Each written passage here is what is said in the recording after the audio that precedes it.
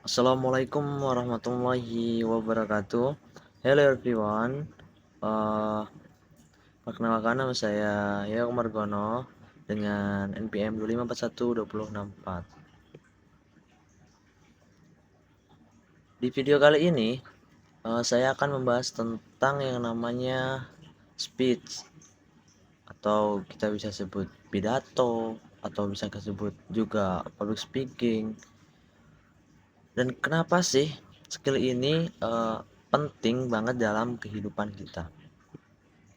Sebelum kita mulai, aku mau tanya dulu nih. Pernah gak sih kalian merasa gugup, takut, atau bahkan blank saat disuruh ngomong di depan kelas? Kalau pernah, tenang saja. Kalian gak sendiri, banyak orang juga yang merasakan hal yang sama. Speech sendiri adalah kemampuan untuk menyampaikan ide, gagasan, atau informasi kepada orang lain secara lisan. Biasanya eh, di depan banyak orang. Kemampuan ini atau skill ini penting banget karena hampir di semua aspek kehidupan kita butuh yang namanya komunikasi, baik itu di sekolah, kampus, lingkungan sosial maupun nanti di dunia kerja. Misalnya jika di kampus ada yang namanya presentasi tugas saat menyampaikan pendapat dalam diskusi atau bahkan saat wawancara kerja. Semua itu membutuhkan kemampuan berbicara yang baik. Jadi, dalam speech ada beberapa tujuan utama. Yang pertama adalah untuk memberikan informasi, yang kedua adalah untuk mempengaruhi atau meyakinkan audiens, yang ketiga untuk menghibur. Nah, dari ketiga itu, contoh memberikan informasi yang pertama tadi, contohnya yaitu saat kita menjelaskan materi, seperti saya pada video kali ini, presentasi ataupun memberikan informasi di khalayak umum. Terus untuk contoh yang kedua tadi adalah misalnya kita ingin orang lain setuju dengan pendapat kita, itu dia. Dan yang ketiga adalah untuk menghibur, biasanya contohnya itu dalam acara santai ataupun acara-acara hibur-hiburan gitu. Selain tujuan, ada juga beberapa jenis speech yang perlu kita ketahui. Di sini ada 3 jenis speech yang perlu kita ketahui. Yang pertama adalah informative speech, yang kedua ada persuasive speech, yang ketiga ada entertaining speech.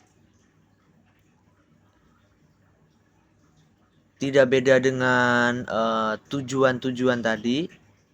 Untuk informative speech itu maksudnya memberikan informasi.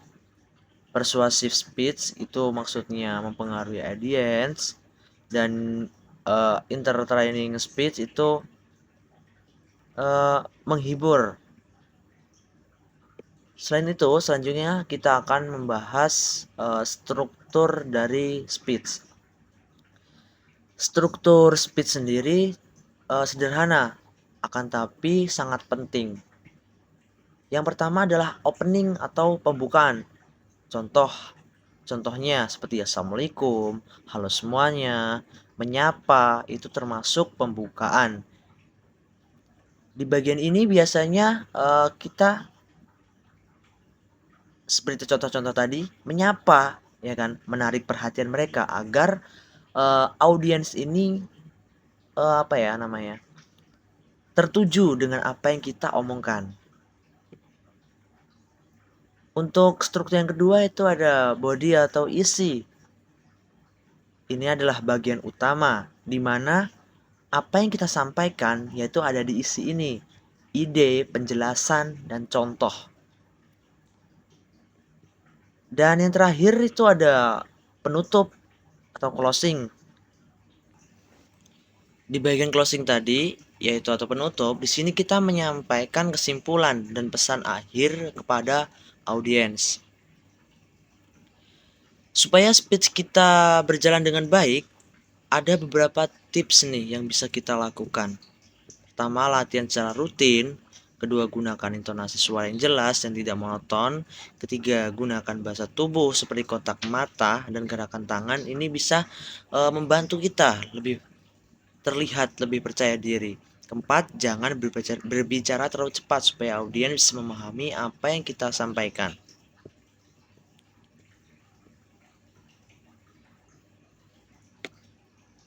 Tapi kita perlu juga menghindari beberapa kesalahan seperti terlalu bergantung pada teks, kurang percaya diri, tidak menguasai materi, atau berbicara terlalu pelan. Biasanya kesalahan-kesalahan ini bisa membuat pesan yang kita sampaikan jadi kurang efektif. Jadi kesimpulannya pada video kali ini yang saya sampaikan, speech ini adalah skill penting yang harus kita miliki. Dengan latihan konsisten, kita bisa meningkatkan kepercayaan diri dan kemampuan komunikasi kita. Thank you for watching. Have a great day and see you. Assalamualaikum warahmatullahi wabarakatuh.